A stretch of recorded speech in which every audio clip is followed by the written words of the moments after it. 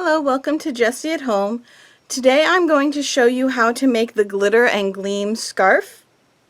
The glitter and gleam scarf is made with the Tunisian top stitch, and it also uses drop stitches. So I have here the Red Heart Boutique Gleam yarn, which is what I use in the pattern.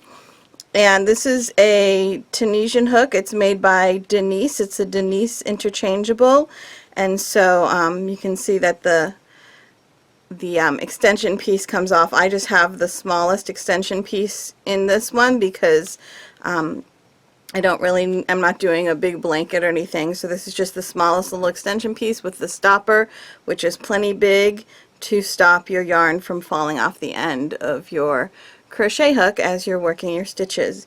Now I am not going to make mine the full 40 stitches wide for this demo, for this tutorial, because I just want to show you how all the stitches work. So I have my pattern here, and it says at the beginning, the getting started, it says, unlike most Tunisian stitches, the Tunisian top stitch does not roll, so you're not going to need to block your finished scarf. You can block it if you want to. If you want to get it into a more perfectly rectangular shape or something, that's totally fine, but it's not going to be necessary because it's not going to roll. Now, to begin our foundation row, we chain 40. Like I said, I'm not going to do the full 40. I'm not going to do the full width of this scarf because I just want to show you how this works. So I'm just going to chain about 10. 1, 2, 3, 4, 5, 6, 7, 8, 9, 10. Insert the hook in the second chain from the hook, yarn over and pull up a loop. So here I use the bottom loops of my chains, these little loops, ridges almost on the bottom. There's the first one, here's the second one. So I'm going to insert my hook into the second one, I'm going to yarn over and pull through. And I'm going to continue that yarn over and pull through in all of the remaining stitches on this starting chain.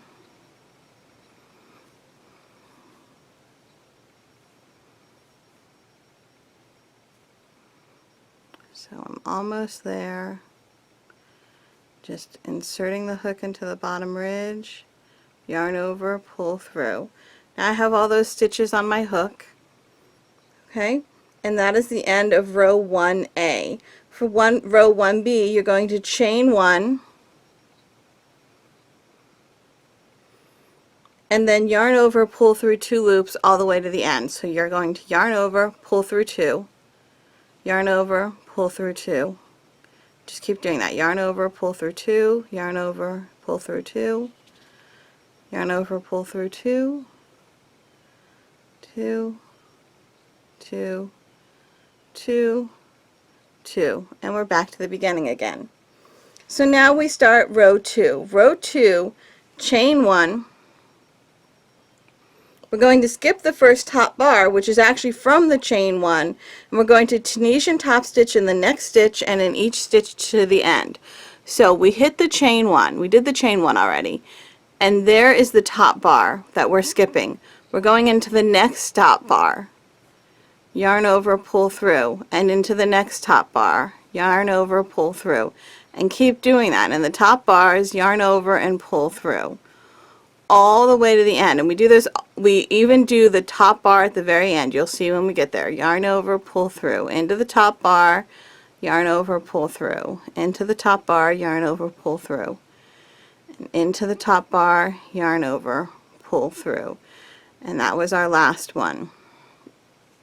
And if you're unsure if you got the last one or if there was still one left, you can look at it. You can kind of straighten it out like this, and you can see there's lines that go up. Here's a line and here's the loop above it. Here's a line, here's a loop above it. All the way across. Here's the last line, here's the last loop above it.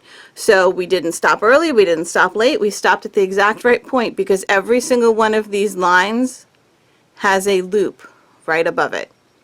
So we know that we hit all of the stitches we were supposed to hit, and we didn't miss any of them. That's row 2A. Row 2B, we're going to chain 1 and then yarn over, pull through 2 loops all the way to the end. So it's the same thing we did before. First we chain 1. We yarn over and pull through 2 all the way to the end.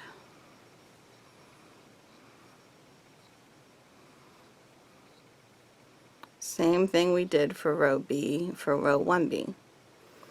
Row 3 is a repeat of row 2, so we'll do that one more time just for you. Okay, so we start off with the chain 1. We skip that first top bar that just happened from the chain 1, and we Tunisian top stitch into each of the remaining top bars. So we're going into the top bar and yarning over and pulling through all the way across. And you'll start to get the real feel for what the end of the row is as you go. But again, you can pull them out, you fan them out on your hook, take a look and see that there is a stitch above every little line. Okay, 1, 2, 3, 4, 5, 6, 7, 8, 9, 10 of them. Alright, you can see that. So you know that you got them all correct. And now, yarn over, pull through 1, that's a chain, and then yarn over, pull through 2 all the way across. And that's the end of row 3. Now row 4 is where the drop stitches start. So for row 4 we're going to actually chain 2. 1, 2. We are going to skip the first 2 loops on the bar and 2 bars on the, we're going to skip the next 2 bars, 1, 2, because those are the 2 chains we made, and we're going to Tunisian top stitch into the next. Insert our hook, yarn over, pull through. Now we are going to yarn over. Just yarn over your hook and then make a Tunisian top stitch in the next stitch. Yarn over your hook, insert your hook into the next bar, yarn over, pull through. Yarn over your hook, insert the hook into the next bar, yarn over, pull through. Yarn over the hook, insert the hook into the next bar, yarn over, pull through. Keep doing that. You're doing a yarn over, a Tunisian top stitch, a yarn over, a Tunisian top stitch. Going to do that all the way to the end. Okay. Now for row 4B you're going to chain 2. 1, 2. You're going to remove the loop from the hook, pinch below it so you don't lose it, and remove the yarn over from the hook. Then you put your hook back into the working loop, yarn over, pull through 2. And you're going to do that again. Remove your hook from the loop, remove the hook from the yarn over, put your hook back in the working loop, yarn over, pull through 2. Keep going. Remove the hook, remove it from the yarn over, put the hook back in the loop, yarn over, pull through 2. Remove from the working loop, remove from the yarn over, back in the working loop, yarn over, pull through 2. Working loop, yarn over, back in the working loop, yarn over, pull through 2. Remove from the working loop, remove from the yarn over, back in the working loop, yarn over, pull through 2. Keep doing that.